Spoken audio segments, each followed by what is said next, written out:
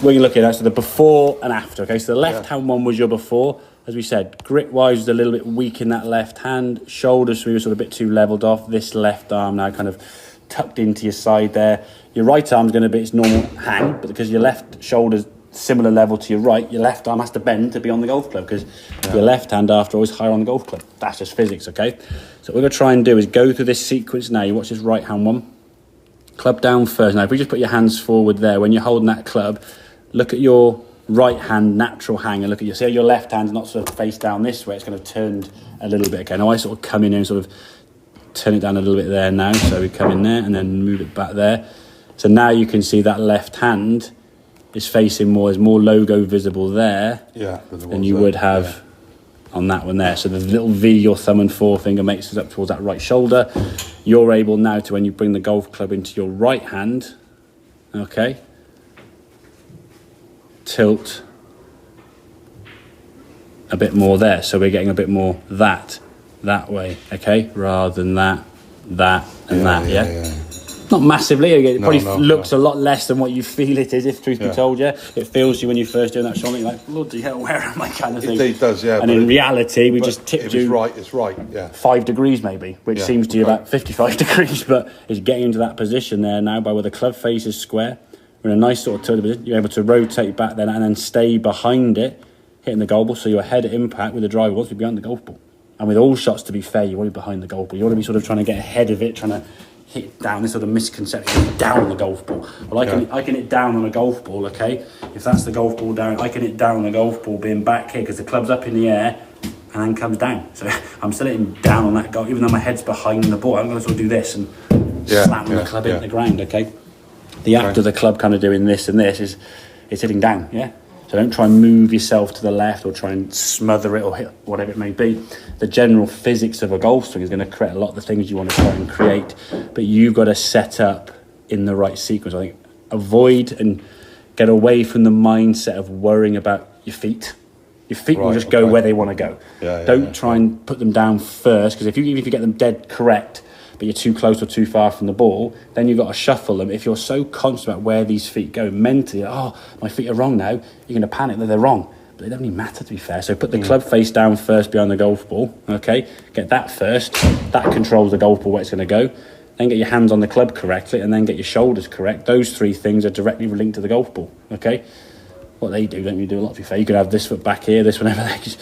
Feet together, okay? Can I ask a question? Is it the same in principle for the irons? Or every club. Yeah. So do the same principle every for club except putting. But every club, even chip shots, okay? The only thing that'll be different on a chip shot is obviously you'll be a lot closer to the ball. And there's your left foot with the driver. There's your right foot. Your left foot stays the same with the 7-iron. There's your right foot, so the ball's even in the middle. And there's your right foot for a chip shot, the ball's back in your stance. So that foot stays the same. Yeah. Just your feet move in a bit closer, depending on what club you've got. With the ball position with the different irons, I got that. That's not a problem.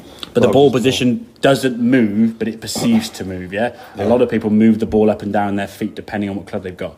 Once you've got a constant ball position there, you don't move the ball back and forth. You just bring your back foot closer or further away, which gives that impression you've got more moving the ball back in the stance. If my feet are there, that ball is left of centre, in the centre. Back of the stance hasn't moved from that. I'm not doing this. No. Both. Okay, so that's something people get a bit not confused. They add a bit more of a variance, shall we say, to a thing we don't need to worry about. To be fair, so but get the club, get the grip for your palms a bit more down to the ground, so you can see your left knuckles a bit more freely and the logo. And I think setup wise, then when you've got a higher left side that felt to you like it was somewhere up there, truth be told, didn't it?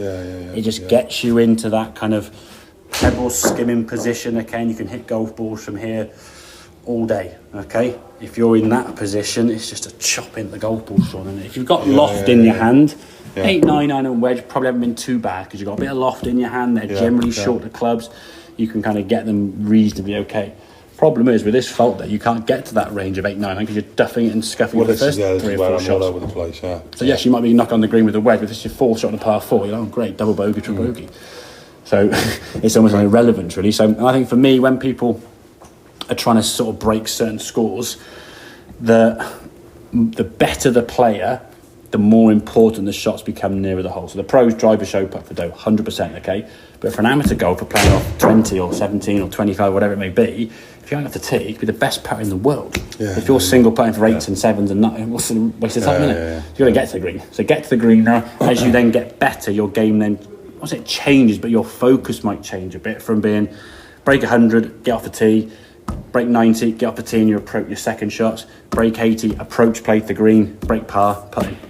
Yeah, that's kind of how it goes through that kind of sequence of events. At the moment now, go off the tee, yeah? But we at least, hopefully now you've got a at least simple sequence and order.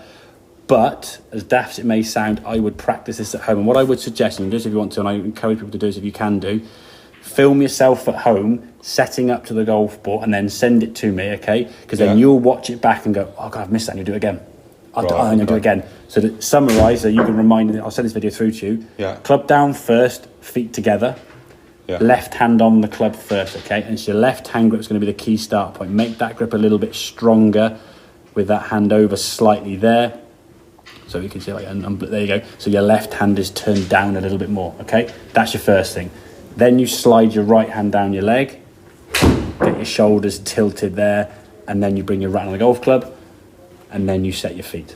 So it's club, grip, tilt, feet. Yeah. Okay. You went feet first and tried to just mesh everything together afterwards, and hoped it got together. And it probably did on occasions, but more often than not was probably about as significant, to be fair. Well, somebody gives me something to do now. Yeah. Like it's a focus. And again, please, don't feel like you're just trying to. I'm just sending it to me now. I'd send it through to me. Send it through to me. Actually, that'll be good. Or actually go, well, actually, Sean, you've missed that sequence. Because until you can do that without thinking about it, you're on the golf course. You have to think about it. Then your brain's going to be all over the place on the course. So get that almost to the point where it becomes just a natural routine without any thought at all. Okay, mate. Makes sense. Yeah. Good man.